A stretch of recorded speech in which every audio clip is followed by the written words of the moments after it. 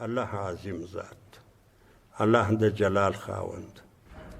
بیا نو د الله صفتونه پسې کوې، سبحانک اللهم وبحمدک وتبارک اسمک وتعالی جدک.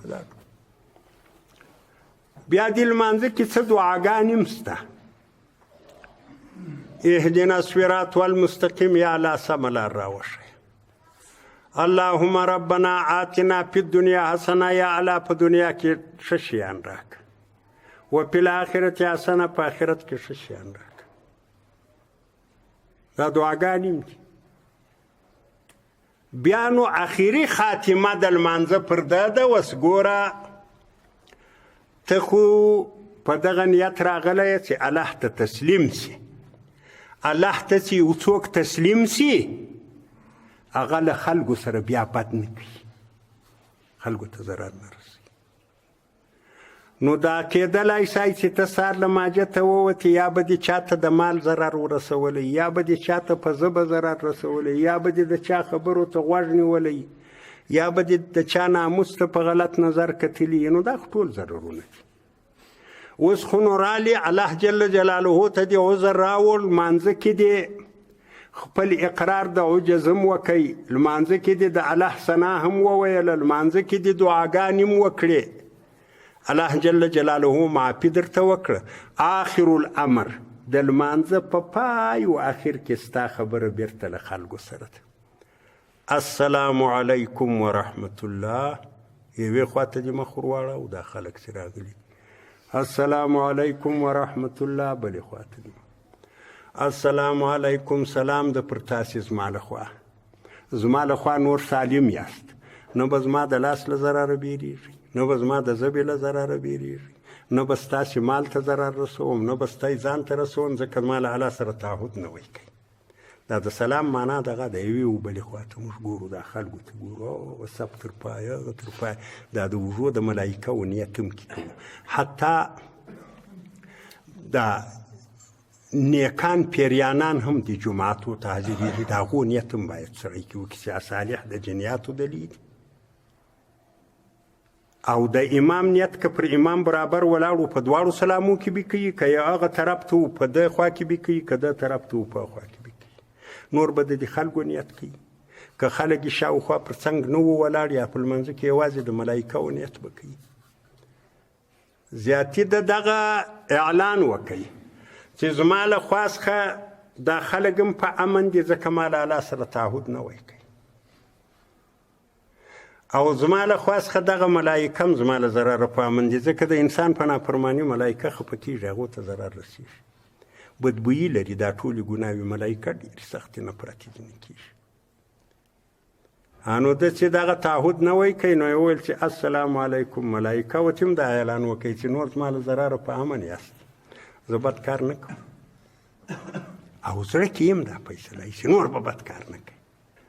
بیا ولاړی، یا غلطي سوي یا نه سوي، بیا مازدیګر بیا راغی، ماښام بیا راغی، ماخستن بیا راغی، دا بله ورځ دا سړی چې مري نو دی صفا سوچه پاک به وفات شي. چې وفات سوی لا نه وي، سترګې به پر جنت خلاص شي. په اخیرو لمحاتو د ژوند کې الله په نیک سړي جنت ویني، په بد سړي دوزخ ویني. نو دا لمونځ په دغه عنوان باندې چې وشي، او په دې لمانځه کې سړی کوشش وکړي چې دا خپله خشوع و حضور وساتي. اسباب د حضور خرابېدلو که پیښېدو، په هغه کې ډېر کوشش وکړي اول وارې لا دفع کړي. که د لمانځه په مابین کې پیښېدو هم په دفع کې کوشش وکړي چې حضور خراب نه شي، توجه پر بله خوا ولاړه نه شي. کتابو کې راځي افضل د لمنځو دا د دا دیواله ته اوسي، دلته سړی ودرېږي، مخکې دا دیواله ته، ځکه دا سړی نو زیاتي خو دغه دیوال د و خواته شی نه ویني، چې کوم چورتي دا چورتي مشغوله کېږي نه په بل. او یو درختې ته دې درېږي په صحرا کې، که درخت هم نه و هغه سوتره یو لکړه دې جګوي، ځکه د انسان فطرت داسې ده، توجه یې تر دا لکړې رسېږي، او خواته بیا چندان فکر نه کوي. او دا په حدیث کې راغلی دي نبی علیه صلات وسلام وایي چې که تاسې پر لمانځه ولاړ واست مار یا لړم راغی وایي وزن یې که په داسې عملي قلیل سره مړ کېدی خو بیخي لمونځ لا نه خرابوي څنګ ته دې ګوټ پروت و هلته لړم را روان و په یوه لاس دې راوستی ټک په ودې واوځیا چې خبره خلاص شو او ولې یې وزنې له دې وجې یې وزنې کې مړ نه کې ستا توجه جلبوي چې لړم څه سئ پر کومه خوا ولاړئ د سترګو تر کنجانو پسې ګوري نو خو بیا دې چورت په لړم کې کېږي توجه دې جلبېږي که مار راغی وزنه یې دا له دې وجې وزنه چې ستا توجه بیا جلبوي او بله خبره پیغمبر علیه صلات وسلام دا کړې ده چې پدرؤ المار بین ایدیکم هغه سړی چې ستا مخ ته تېرېږي هغه دفع کوي چا ورته وویل که نه ګرځېدی نبي علیه السلام ولمړې که فلیقاتل معه جنګ ورسره وکړه کنې دا خو به بیخي که یې سړی راغی ته پر لمانځه ولاړ وې لاس ورته تکیه که سبحان الله په زور ووایه یو ذکر دا سړی به وګرځي خیر هغه نبي علیه صلات سلام چې ویلي دي چې مړ یې که د هغه خپل تحقیق ده هغه خبره پر خپل ځای ده زموږ په فقه کې دا خبره ده چې لاس دې ورته ونیسي که هغه بیخي زور واخیستی نه ګرځېدی نو یې پرېږده زیاتې خو نو کیسه سره خرابېږي دا ولې نو دا سړی چې تېر سئ نو څه وسو دا له دې وجې لاس ورته نه سي ستا په مخ کې تېر سي ستا توجه جلبوي هر هغه شی چې ستا توجه جلبوي که څه هم د یو څه په قیمت سره یې باید هغه دفع کړي نبی علیه صلات وسلام یو حدیث کې وایي ښځه د سړي مخ ته تېره سي خر د سړي مخ ته تېر سي سپی د سړي مخ دا لمونځ فاسدوي مراد له فساد د حضور ده لمونځ صحیح سي مګر دی ځای کې به درېږي چې ښځه یې مخ ته نه تېرېږي خره یې مخ ته نه تېرېږي سپي یې مخ ځکه هغه حضور خرابوي ښځه خو انسان طبیعي طور مائل ده طبیعت یې ښځو ته مایل ده نو چورت یې په بندېږي او خره او سپي بیا شیطانان دي پر له غورځي غاړې پر له واړه یې سره دورې علاقې دورې د سړي چورت ورګرځي ټول هغه امکانات ټول هغه اسباب چې دلته د لمونځګزار چورت ورګرځوي هغه کې به مسلمانان کوشش کوي دا کار به نه کوي کوشنیان به ماجد ته له ځانه سره نه راولي دا کوشنیان څه دي ماجد ته خو الله جل جلاله درته وایي چې قوموا لله قانتین الله ته د عجز په حالت کې ودرېږئ ته هلک راوستلی د دې یمنه یې هر هغه سبب که پر دې احادیثو نظر واچې د دې تېرېدونکي پر مسله د خرې او د سپي پر مسله د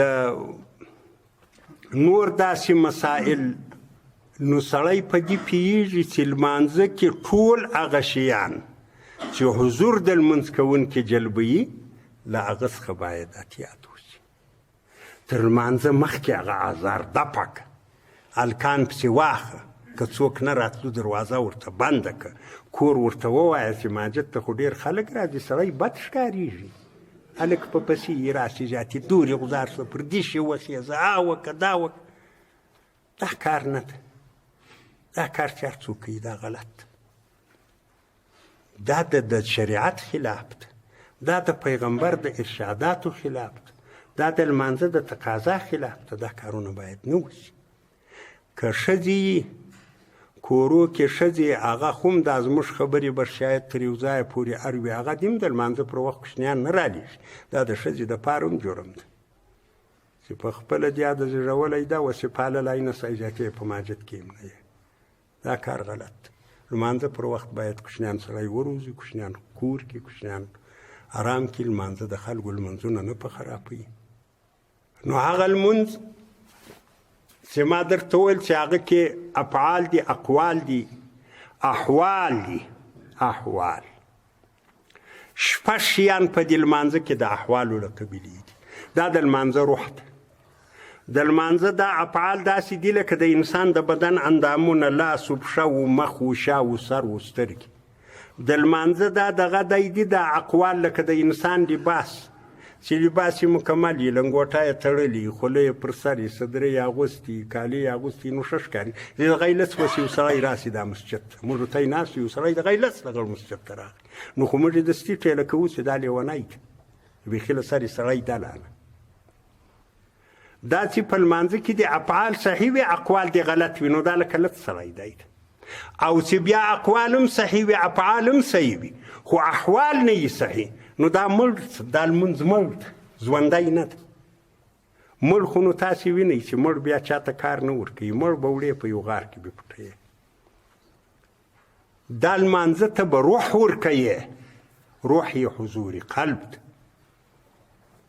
زړه به دې دلیږي، توجه به دې دلیږي، فکر به دې دلیږي، چرت به دې دلیږي. حضور قلب چې راسي، له هغه سره دوم شی راځي، فهم المعنا. چې زړه دې دلیږي، توری دې ووایو الحمدلله. څه معنا؟ ټول کمالات الله جل جلاله لره دي. دا دې په خیال کې راغلی. رب العالمین تربیت کوونکی د مخلوقاتو د زموږ په کور کې چرګې و، چیچان و، خره و، غوایه و، دا ټول په خپله زندګي پوهېږي، الله وښولي. ما خره ته سبق نه ده ویلی، نه چرګې چیچې ته ویلی. الرحمن الرحیم مالک یوم الدین. دا خبرو کې چې سوکه سوکه راځي، د الله جل جلاله عظمت زړه ته کېږي، نو له دغه فهم المعنا څخه تعظیم را پیدا کېږي، د الله عظمت زړه کې پیدا کېږي. او څلرم شی چې دلته پیدا کېږي هغه خوف د له الله څخه بیره راځي، چې دا عظیم ذات، د دون عظمت خاوند، د دون قدرت خاوند دې که زه دوزخ ته ورټېله کړم نو څه پروا کېږي. او پنځم شی چې دلته ثابتېږي هغه امید، چې الله جل جلاله ښایسته بدن را کړی د ما نه دي ځینې غوښتی، سترګې یې را کړي دي ما نه دي ځینې غوښتي، لاسونه یې را کړي دي، پښې یې را کړي، نو چې جنت را کړم د الله په الوهیت کې څه کم بوت نه راځي. او الله مهربانه داسې راوکړي. رجا امید. شپږم شی حیا ده. حیا سړی په دې خپل عبادت وشرمېږي، یاره ته د الله جل جلاله شان ګوره، ته د هغه عظمت ګوره، ته د هغه لویي ګوره، ته دا زما کوچنی عبادت ګوره. دا داسې مثال ده لکه اوس چې ته دا والي ته ورځې، دا خو مازې یو مثال ده، که نه والي خورکۍ خو عاجزه ده، شی ده، هېڅ یې په وس نه ده. نو له والي صاحب سره روپۍ ډېرې دي، دا د ټول بازار خټکي په یوه وار اخیستی شی، تا دا وروست، نیمه یې وروست و نیمه یې سم و، دا خټکی د یو ځای واخیستی و په شا دې کوي. بیا دې نو ورته کښېښ وایي چې والي صاحب دا مې تا ته خټکی راوړ، نو هغه وایي دا ما څه کړم. نو دا چې اوس سړی ښه واقعي فکر وکړي، په دغه سړی شرمېږي چې دا غټ سړی ده، دا مې اوس څه شی ورته راوړ. دغسې الله عظیم ذات ده، دا ستا ماتو ګډ لمونځ دا اوس څه شو؟ نو سړی په ډېر انکسار و عاجزي له مسجد ته ووځي چې الله جل جلاله خپل طاقت و توان خو مې مصرف کړي، نور په دې خپل عبادت باندې څه غرور خو نه راځي، صرف ستا رحم او مهربانۍ ته ناست یم. نو په داسې طریقې سره چې لمونځ ادا شي، البته د لمانځه بیا څه مقاصد شته، خو وخت زیاتي د نورو خبرو مقتضي نه ده. بل آیات کریمه چې ما ویلی و هغه بیا د لمانځه مقاصد بیانوي، هغه به انشاءالله په آینده کې که الله جل جلاله وخت راکوي بیان بکو. آخر دعوانا الله عظیم ذات، الله د جلال خاوند. بیا نو د الله صفتونه پسې کوې، سبحانک اللهم وبحمدک وتبارک اسمک وتعالی جدک. بیا دې لمانځه کې څه دعاګانې هم شته، اهدنا الصراط والمستقیم، یا الله سمه لار راوښیه. اللهم ربنا آتنا فی الدنیا حسنه، یا الله په دنیا کې ښه شیان راکړه، و فی الاخرة حسنه، په آخرت کې ښه شیان راکړه. دا دعاګانې دي. بیا نو اخري خاتمه د لمانځه پر ده ده، اوس ګوره ته خو په دغه نیت راغلی یې چې الله ته تسلیم سي. الله ته چې یو څوک تسلیم سي، هغه له خلکو سره بیا بد نه کوي، خلکو ته ضرر نه رسوي. نو دا کېدلی شی چې ته سهار لمانځه ته ووتې یا به دې چاته د مال ضرر ورسولی یا به دې چاته په ژبه ضرر رسولی یا به دې د چا خبرو ته غوږ نیولی یا به دې د چا ناموس ته په غلط نظر کتلی نو دا خو ټول ضررونه دي. اوس خو نو رالې الله جل جلاله